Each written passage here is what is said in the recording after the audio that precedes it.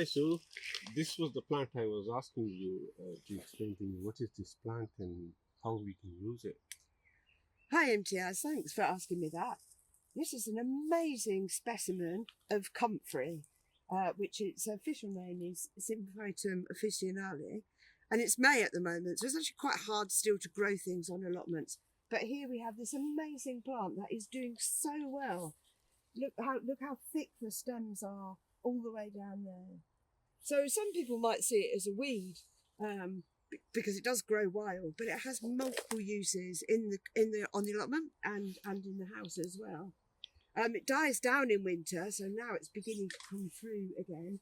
And actually, some people would dedicate a whole bed at their allotment to this plant, or I've got a few plants on mine that just grow around and about. So there's various things you can do with it. I heard you can use it for,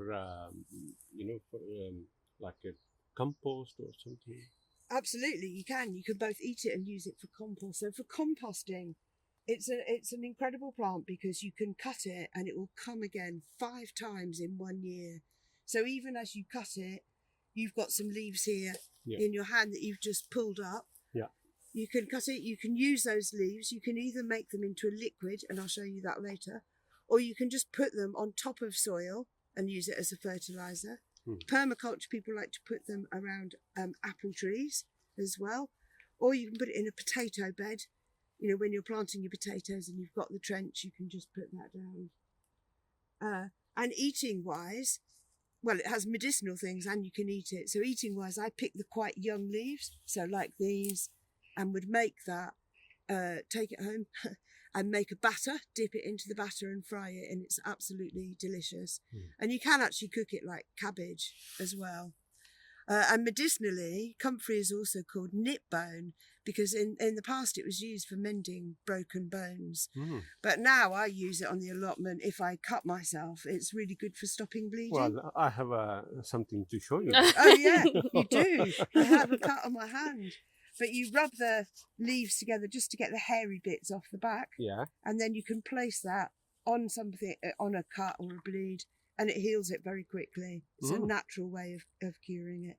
You can also make it into tea for bronchial problems, or indeed use it for broken bones. Thank you so much. That's amazing. I didn't know about this plant. Excellent. You have enhanced my knowledge. So the last thing I'm going to show you, as you asked me, Imtiaz, about using it as a fertiliser, is how to make comfrey liquid. Right. So you can pick it, as I said, 5 times a year. It's such a prolific plant.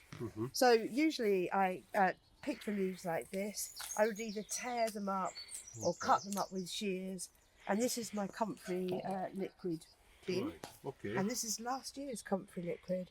Okay. Basically, I just keep adding leaves to this bin, on and on. Just and like then, a paste? Like a paste. It's just I put water in as well, and then you can take the water out, and it makes a fantastic feed for tomatoes, cucumbers.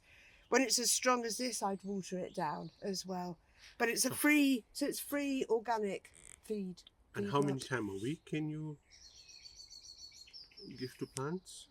Oh, just once a week. So once a week I'm giving that onto the tomatoes. And do you have to chop the leaves up before you put them in?